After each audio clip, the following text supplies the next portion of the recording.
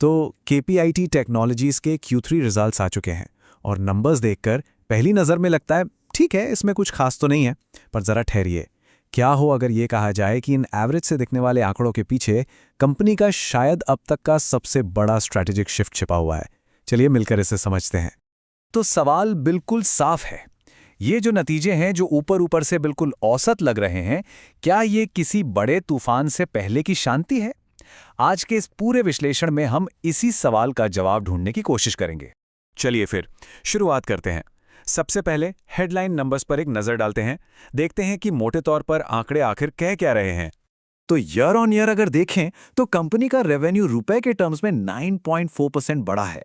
पहली नज़र में तो ये काफी सॉलिड फिगर लगता है ना? प्रॉफिट की बात करें तो कंपनी का नेट प्रॉफिट रहा 1.53 बिलियन रुपए।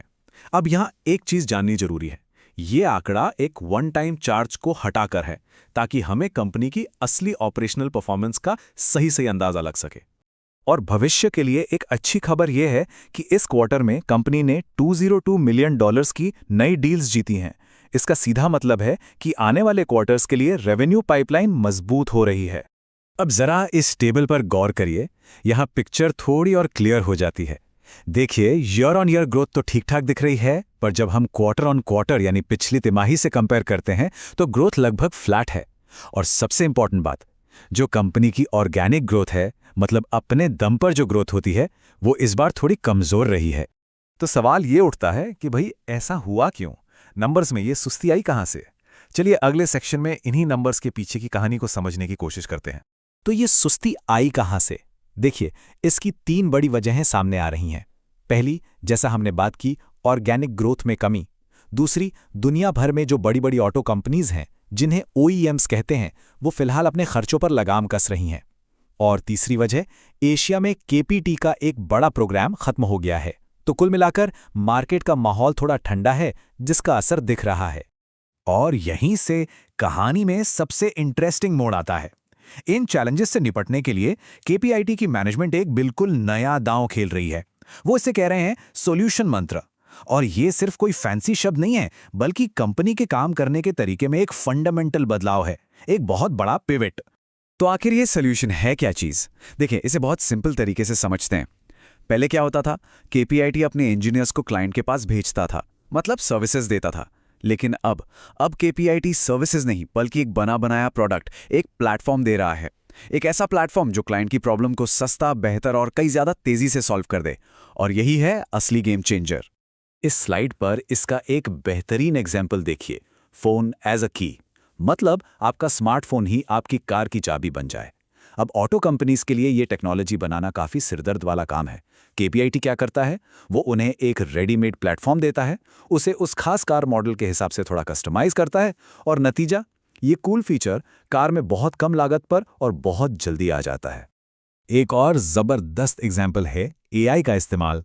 देखिए, कोई भी कार लॉन्च होने से पहले उसके सॉफ्टवेयर में हजारों बग्स होते हैं। हर बग की जड़ को मैन्युअली ढूंढना एक बहुत बड़ा बॉटलनेक होता है। यहीं पर KPIT का AI सॉल्यूशन आता है, जो इस काम को सेकंड्स में कर देता है। इससे होता क्या है, गाड़ी बेहतर क्वालिटी के साथ टाइम पर लॉन्च हो पाती है। यही है सॉल्यूशंस की असली ताकत। और मैनेजमेंट ने भी अपनी नीयत बिल्कुल साफ कर दी है। उनका कहना है, जब हम पूरा सॉल्यूशन देते हैं तो हमें क्लाइंट के बजट का एक बहुत बड़ा हिस्सा मिलता है, और ऐसा करते हुए हम किसी और के बिजनेस को खत्म कर देते हैं। मतलब साफ है, KPIT अब केक का छोटा सा टुकड़ा नहीं, बल्कि पूरा का पूरा केक खाना चाहता है। तो एक इन्वेस्टर के तौर पर यह कैसे पता चलेगा कि ये स्ट्रैटेजी काम कर भी रही है या नहीं? मैनेजमेंट ने खुद इसका एक मीटर बताया है, रेवेन्यू पर एम्प्लॉई। मतलब कंपनी अपने हर एक कर्मचारी से कितना रेवेन्यू कमा रही है। अगर ये नंबर लगातार बढ़ता है तो समझ लीजिए कि सॉल्यूशंस का जादू चल रहा है। तो अब आगे बढ़ते हैं और देखते हैं कि मैनेजमेंट का फ्यूचर को लेकर क्या कहना है। इस बड़े बदलाव का असर, इसका पे ऑफ कब तक देखने को मिलेगा? मैनेजमेंट ने एकदम क्लियर किया है कि ये रातों रात नहीं होगा, इसमें थोड़ा टाइम लगेगा।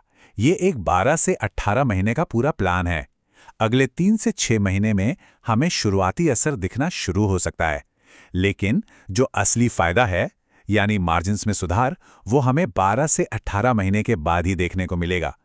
तो इन्वेस्टर्स को थोड़ा पेशेंस रखना होगा।